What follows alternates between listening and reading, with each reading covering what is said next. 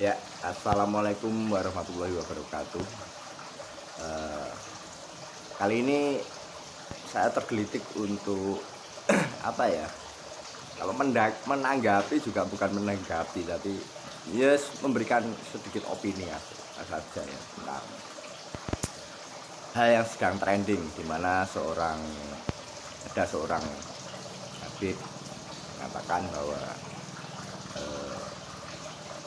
Wali Songo sudah putus atau turunannya sudah tidak ada, atau lebih spesifik Asmatkon ya, tentang Asmatkon. Jadi Asmatkon itu ada salah satu Habib yang nanti buka saja di YouTube ya, itu sudah putus ya, jalurnya sudah putus, sudah tidak ada. Di sini kita perlu istilahnya melihat dari berbagai sisi, melihat dari berbagai aspek. Jadi saya mempelajari tentang nasab dan silsilah, terus terang salah satu bidang yang saya geluti juga itu. Karena saya pernah mempelajari atau masih mempelajari juga, mengurut data siapa sih saya yang itu. Dari saya kemudian naik ke kedua orang tua saya, baik bapak baik ibu ya. Kemudian simbah atau kakek nenek dari bapak dari ibu ya. Naik lagi ke kakek buyut, dari nenek buyut, kakek buyut, dan seterusnya sampai kalau di Jawa itu ada istilahnya pancer. Kita ketemu pancer. Pancer itu adalah raja atau ratu. Raja itu di Jawa sebutannya kan ratu kan, dalam bahasa Indonesia itu ratu itu cewek kan gitu. Kalau Jawa mau cowok mau cewek istilahnya ratu, bahasa Jawanya. Jadi kalau bahasa Indonesia kan raja itu. Dan akhirnya ketemu bahwa pancer saya yang salah satu pancer, karena baru salah satu ini dari Mangkunegaran pertama atau Raden Mas Said. Itu silsilah jalur ningratnya. Nah, dari sini kemudian saya kembangkan lagi dan ketemu juga akhirnya pancer yang lain, yaitu Pakubuwono kedua. Dan naik lagi ada lagi Pakubuwono pertama. Nah, itu pancer-pancer kami. Jadi pancernya enggak satu, karena istilahnya gini, kalau kita ngurut silsilah dari bawah, dari saya itu ibaratnya seperti piramid yang terbalik ya. Jadi dari bawah itu kecil, terus ke atas itu makin lebar ya gitu. Ya, jadi piramid terbalik istilahnya. Ini teori baru ini. Mungkin baru saya mengungkapkan bahwa kalau kita belajar silsilah dari bawah, dari kita gitu, itu bentuknya seperti piramid yang terbalik gitu. Kalau piramid itu kan dari bawah besar kemudian mengerucut. Nah, ini kebalik ya. Jadi yang mengerucut dari bawah itu naik ke atas. Nah, di sini saya menemukan 3 pancer. Ini baru yang saya temukan, maksudnya masih di tarapan bawah itu, belum ke atasnya lagi. Nah, ini versi Jawa, versi ningrat ya. Nah, kemudian ketika saya di sini saya menemukan keunikan ketika saya mempelajari silsilah saya khususnya pribadi. Ternyata di sini yang pertama saya temukan itu bahwa dari Simbah Kakung, jadi bapaknya bapak, dan Simbah Putri ibunya bapak, itu memiliki leluhur yang sama. Ada titik temu di mana leluhurnya itu sama kan gitu. Nah, ternyata itu di beliau bernama Mbah Khadiah. Saya sebutkan Mbah Khadiah akan terjadi pergolakan. Maka di sini sesuai dengan yang tertulis yang resmi itu Mbah Khadiah. Nah, beliau ini, Mbah Khadiah ini adalah seorang laskar atau intelijen dari Laskar Diponegoro ternyata ya. Beliau menikah 2 kali. Yang pertama itu dengan Kiai Imam Rozi. Imam Rozi ini mendapat julukan Singomanjar. Nah, Mbah Imam Rozi ini adalah Manggolo Yudo dari Laskar Pangeran Diponegoro. Tim tempurnya atau mungkin beliau setingkat jenderal saat ini ya. Jenderalnya dari Laskar Diponegoro. Di Pangeran Diponegoro langsung ya. Kemudian menikah. Beliau menikah ini sebagai istri yang keempat ya.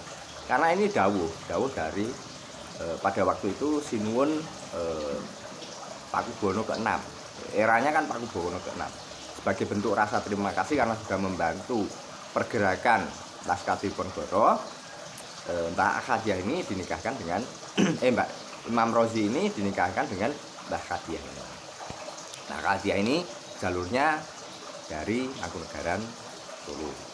Beliau adalah buyut dari Raden Mas Said. Kemudian menikah. Nah, setelah menikah ini punya 1 putri bernama Mbah Samsiah, Raden Ayu Samsiah. Nah, ketika memiliki 1 putri ini, kemudian Mbah Imam Rozi ini meninggal. Dan Mbah Samsiah menjadi seorang janda.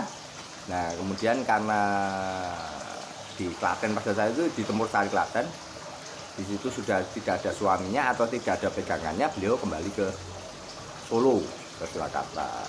Nah, ketika di Solo, kemudian dikenalkan dengan seorang kiai dari Jogja pada saat itu, dikenalkan dengan namanya Mbah Imam Dawud. Nah, Mbah Imam Dawud ini memiliki gelar, nah itu Singomanggolo ya. Jadi Laskar Diponegoro dulu memiliki gelar-gelar singo-singo gitu, pangkatnya ya.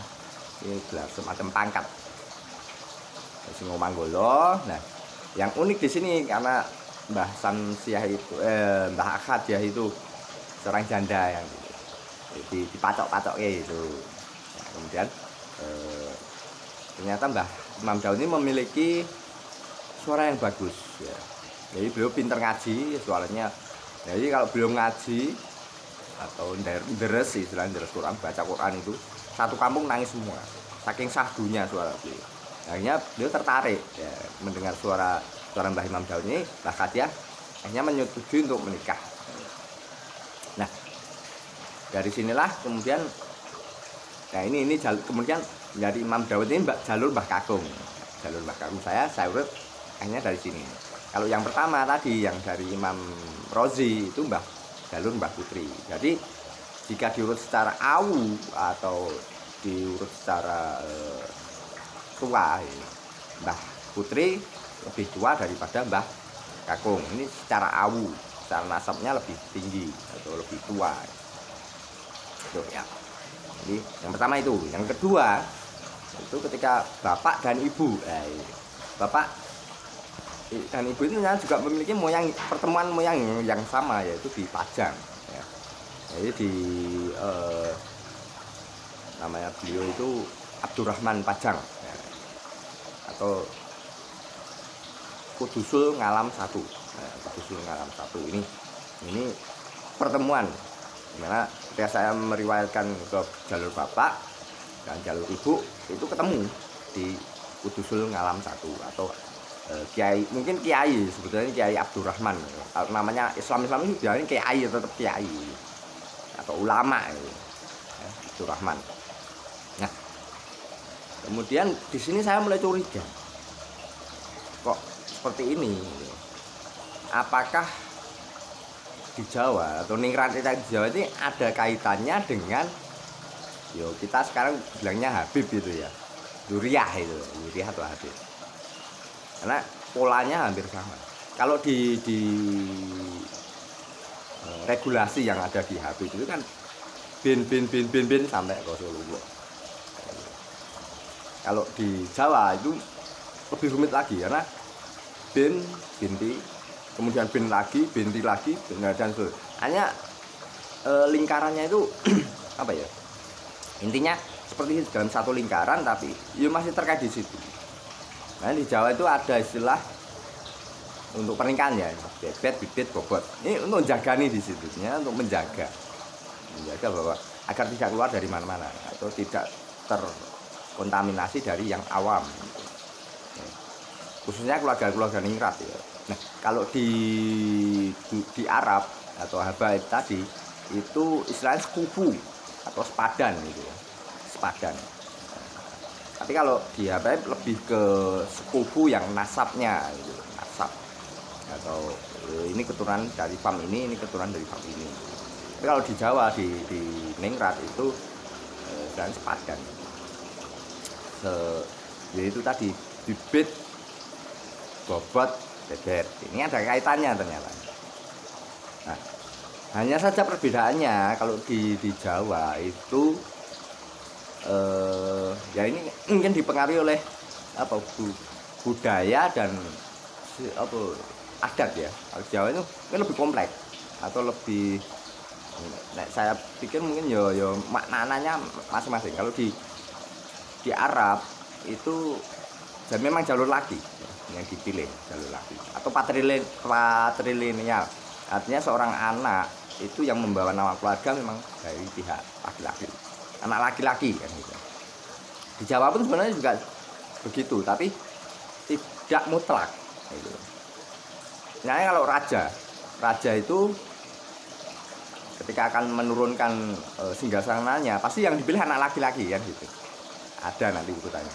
Jadi kalau seorang raja kok menurunkan tahtanya kepada anak yang putri atau tidak memiliki putri, tidak memiliki anak laki-laki, kemudian punyane anak putri, ya anak pedok, gitu.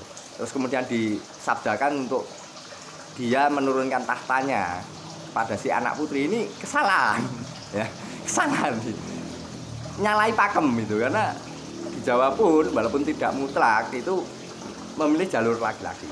Artinya yang membawa nama keluarga itu memang laki-laki gitu. Tapi di sisi lain ada kesetaraan, artinya dari pihak anak perempuan pun dianggap sebagai anaknya. Ini berbedanya di sini. Kalau di Arab kan sudah tidak diakui ya.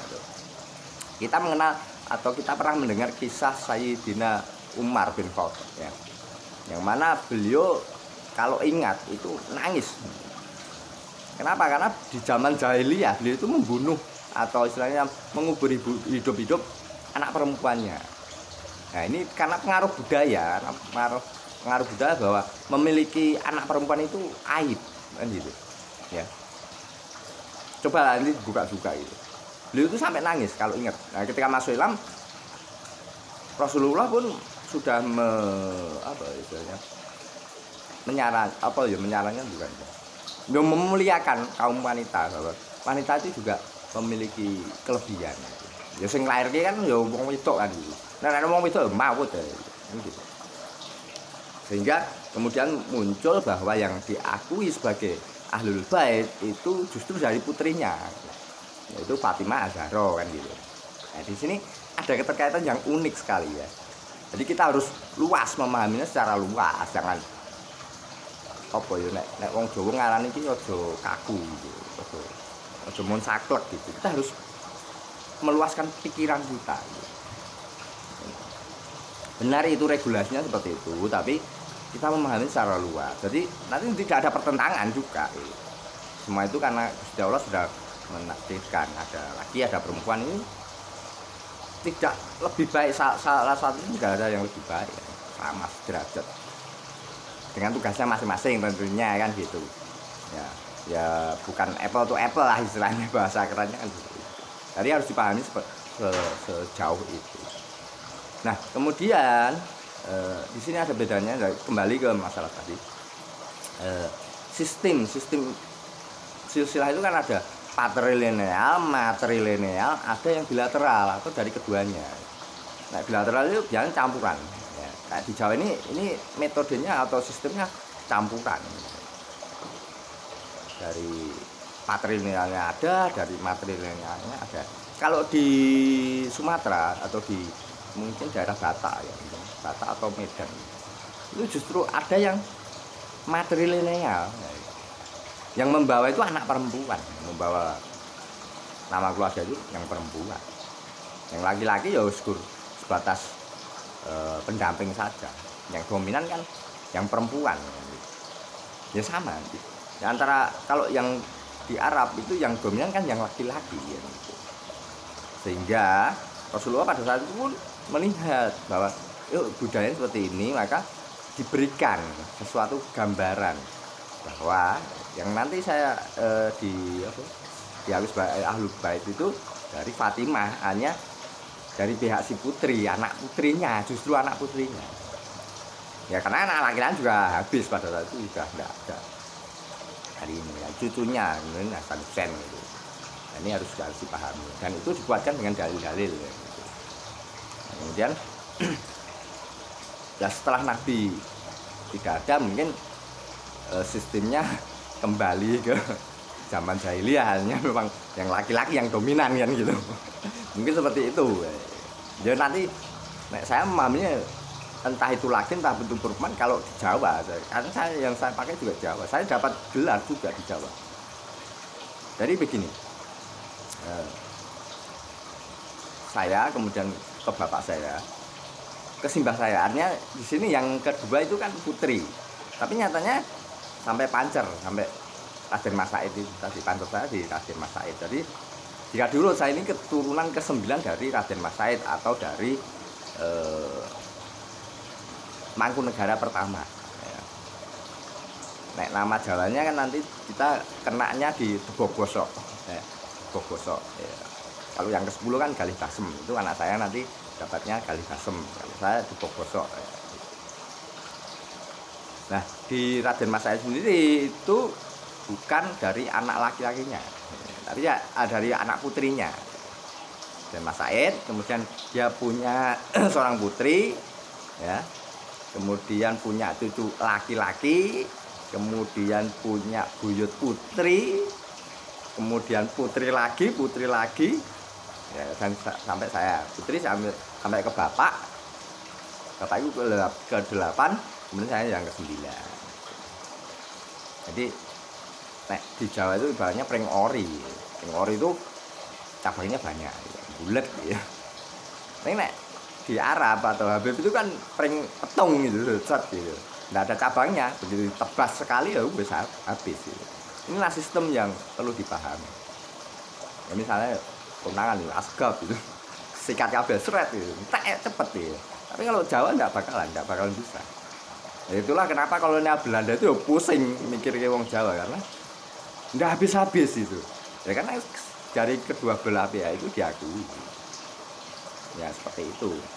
Nah, ini sebuah sistem yang ya rodok rumit gitu. Yang pasti ya makna dari bibit bobot geget itu sinkron dengan apa? Kalau di dunia habaib itu juga sinkron. Artinya sekufu, kalau mereka mengatakan sekufu atau satu kesetaraan gitu. Nah, kemudian gini.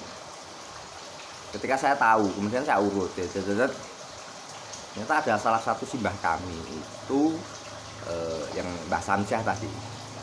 Di awal saya ceritakan Mbah Samsiah yang dari Imam Rozi dan Mbah Khat itu menikah dengan Mbah Zaid. Mbah Zaid Solo. Mbah Zaid ini adalah juga merupakan ayah dari Mbah Idris Jamsaren. Nah, Jamsaren itu pondok pesantren pertama. Ya, pada saat itu Jamsaren ini didirikan oleh Kiai Jamsari pertama. Tapi kemudian ada pergolakan, kiainya pergi, meninggalkan, cari aman lah istilahnya. Itu kemudian di eranya Mbah Zaid, pondok ini kembali dihidupkan dan berkembang di masa Mbah Idris Jamsaren yang merupakan putra beliau, Mbah Zaid. Nah ini Mbah Zaid ini ke atas itu ternyata ketemu Fam Al-Haddad. Beliau dari Alwi Al-Haddad Saripan, ya. Zaid bin Zalyan Iman. Zaid bin Zalyan Iman bin Jadi ini ke Mbah Sarifah ya. Kemudian beliau ini Mbah Zayanginan ini putra dari Sarifah sebentar. Waspiah Imam Puro. Nah, ini Waspiah Imam Puro. Kemudian naik lagi kalau tidak salah ini ke Abdurrahman tadi ya. Abdurrahman, dan Abdurrahman ini putra dari Alwi Al-Hadad Sarifah. Jadi beliau ada darah Al-Hadad. Nah, di sini kemudian saya paham, maksudnya lebih memahami secara rasa ya. Ketika belajar rotib Al-Hadad itu. Banter gitu. Saya dulu masih awamnya baru mengenal bacaan itu. Saya